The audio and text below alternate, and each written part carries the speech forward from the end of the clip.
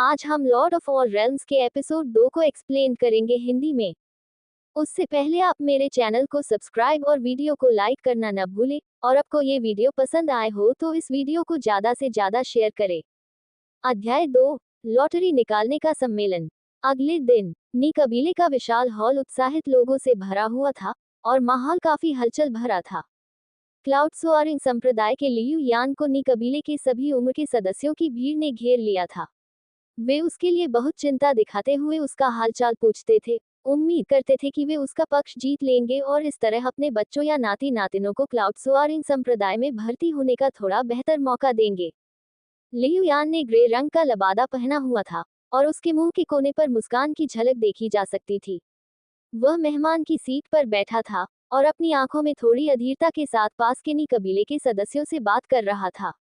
शुरू से लेकर अंत तक लियू यान कभी खड़ा नहीं हुआ। नी कबीले के आसपास के सदस्य अत्यंत विनम्र तरीके से झुकते रहे। एक एक करके नी कबीले के सदस्य अपने 1 वर्षीय बच्चों को हॉल के गेट से अंदर ले आए। हर आने वाला व्यक्ति अपने बच्चे को लेकर लियू यान का अभिवादन करने जाता और मुस्कुराते हुए चेहरे पर उसका परिचय देता। उसके बाद ही वे लियू यान के बगल में बैठे नी कबीले के 3 बुजुर्गों का अभिवादन और सम्मान करते। नी डोंगहाई अपने दूसरे भाई नी बेचुआन और तीसरे भाई नी नानशान के साथ अपनी विशेष स्थिति के कारण लियू यान की चापलूसी करने और उसे खुश करने की कोशिश नहीं करते थे।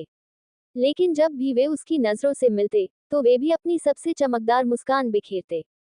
पिछले दिन के विपरीत नी डोंगहाई उज्ज्वल और ऊर्जावान दिख रहे थे तथा उनमें चोट का कोई निशान नहीं था। नी कियान, तुम नी तियान को यहाँ क्यों लाए हो?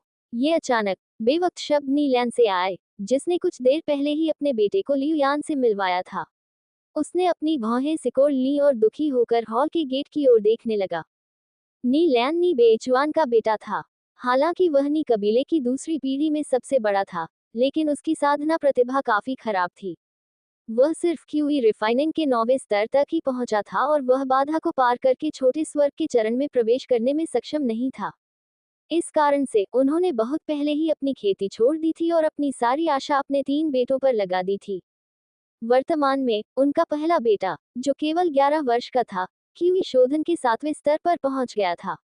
जब तक वह अगले 4 वर्षों में 9वें स्तर तक पहुंच सकता है, वह क्लाउड सोअरिंग संप्रदाय का पक्ष जीत लेगा और उनका शिष्य बन जाएगा।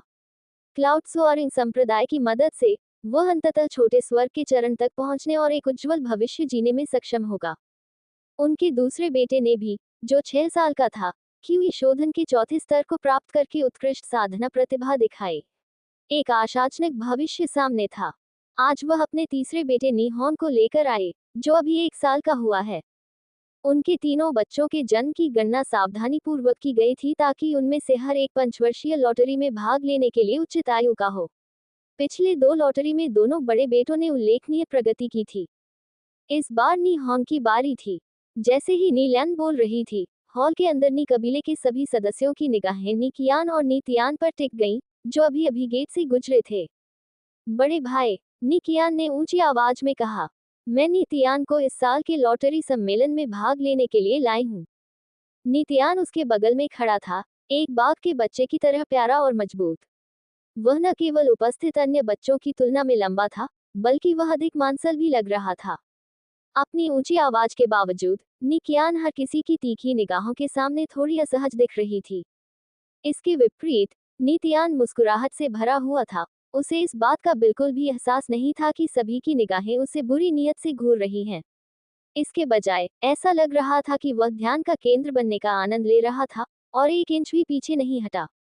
नी तियान, नी लैन ने घृणा से नाक सिकुड़ी। वह बहुत खुश नहीं दिख रहा था।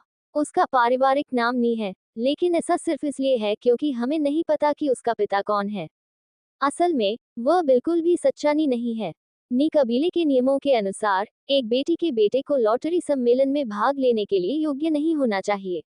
बिना किसी बात के परेशानी मत उठाओ। बस नी तियान को ले जाओ और चले जाओ। श्री लियू यान और बाकी सभी का समय बर्बाद करना बंद करो। नी कियान तुरंत नी डोंगहाई की ओर मुड़ी। पिताजी, इससे कोई फर्क नहीं पड़ता कि मेरा दामाद कौन है, नी डोंगहाई ने जोरदार तरीके से जवाब दिया। जिन ने मरने से पहले कहा था कि नी तियान के पिता हमारा उपनाम लेने और हमारे कबीले में शामिल होने के लिए तैयार थे, इसलिए नी तियान नी कबीले का वंशज है। बड़े भाई, नीनांशान ने एक गहरी मुस्कान के साथ कहा, जहां तक मुझे याद है, आप उस आदमी को जिंदा ही खा जाना चाहते थे। आप हमेशा उसे किसी भी कीमत पर मार डालने की बात करते थे, जब वह आपको मिल जाएगा। अचानक से आपने अपना रवैया कैसे बदल दिया और उसे अपना दामाद मान लिया?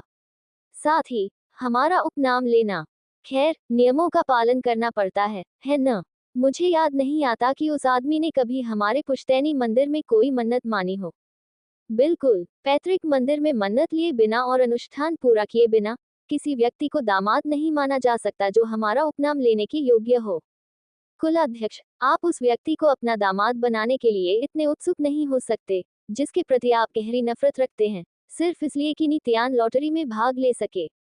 आपको याद रखना होगा कि नी जिन की मौत सिर्फ उसी की वजह से हुई थी। भले ही आप कबीले के मुखिया हैं, लेकिन आप परिवार के नियमों की अवहेलना नहीं कर सकते और लापरवाही से काम नहीं कर सकते, है ना? उद्धरण चिन्ह डॉट डॉट डॉट उद्धरण चिन्ह। हॉल के अंदर नी कबीले के तात्कालिक सदस्य और विस्तारित सदस्य, जो अपने बच्चों को साथ लेकर आए थे, असंतोष में चिल्लाने लगे और नी डोंगहाई पर लापरवाही से काम करने का आरोप लगाने लगे। लॉटरी में भाग लेने वाले प्रत्येक अतिरिक्त बच्चे का मतलब होगा कि उनके अपने बच्चे के अवसरों में कमी हो रही है, इसलिए स्वाभाविक रूप से लोग इस बात से खुश नहीं थे। यदि यह घटना नी डोंगहाई के गंभीर रूप से घायल होने से पहले होती, तो उसके पास अधिक अधिकार होते, और लोग इस तरह से कार्य करने की हिम्मत नहीं करते।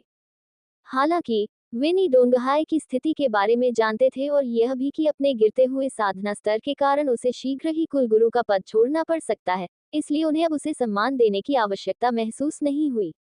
नी बेचुआन अपनी कुर्सी पर सीधे बैठे रहे और शोरगुल मचाती भीड़ की बातें सुनते रहे। उनका शोरगुल रोकने का कोई इरादा नहीं था।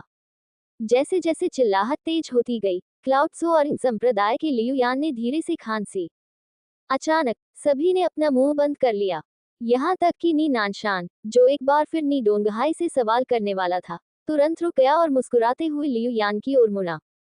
लियुयान, जिसका चेहरा चिकना और जैद जैसा था, उसके हाव भाव में थोड़ा बदलाव आया जब उसने नितियान की ओर देखा, जो निकियान के बगल में खड़ा था।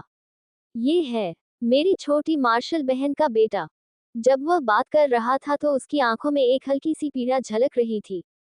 उनके शब्दों ने अचानक सभी को याद दिलाया कि नी जिनके पास नी कबीले की दूसरी पीढ़ी में सबसे अद्भुत प्रतिभा थी। वह 10 साल की उम्र में क्यूई रिफाइनिंग के 9वें स्तर तक पहुंचने में कामयाब रही, और इस तरह उसे क्लाउडसोआरिंग संप्रदाय द्वारा स्वीकार किया गया और वह उनके शिष्यों में से एक बन गई। लियुयान उसका सबसे बड़ा लड़ाकू भाई था। सर, नितियान मेरी गरीब बहन का इकलौता बेटा है, निकियान ने दुखी होकर कहा।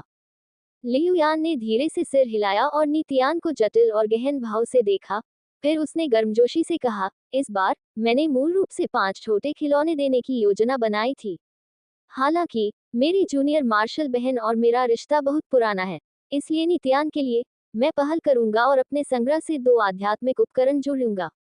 ये कैसा लगता है? वह पीछे मुड़कर नी बेचुआन और नी नानशान की ओर देखने लगा। चूंकि श्री लियू ने ऐसा कहा है, तो निश्चित रूप से हम सहमत होंगे, नी बेचुआन ने जल्दी में उत्तर दिया। नी नानशान ने भी मुस्कुराते हुए तुरंत सिर हिलाया और कहा, जो भी श्री लियू कहें। भीड़ में से किसी ने भी आपत्ति करने का साहस नहीं किया। ये तय हो जाने के बाद अब लॉटरी निकालने की प्रक्रिया शुरू होगी। लियुयान ने सीधे मुद्दे पर आते हुए कहा। उसने अपना बायां हाथ हिलाया, जिससे उसकी आस्तीन से रहस्यमयी रोशनी की 7 धारियां निकल पड़ी। प्रकाश की 7 धारियां, जिनमें से प्रत्येक का रंग अलग था। उसने नी कबीले के विशाल हॉल को प्रकाशित कर दिया, तथा उनके चारों ओर सब कुछ प्रकाशित कर दिया।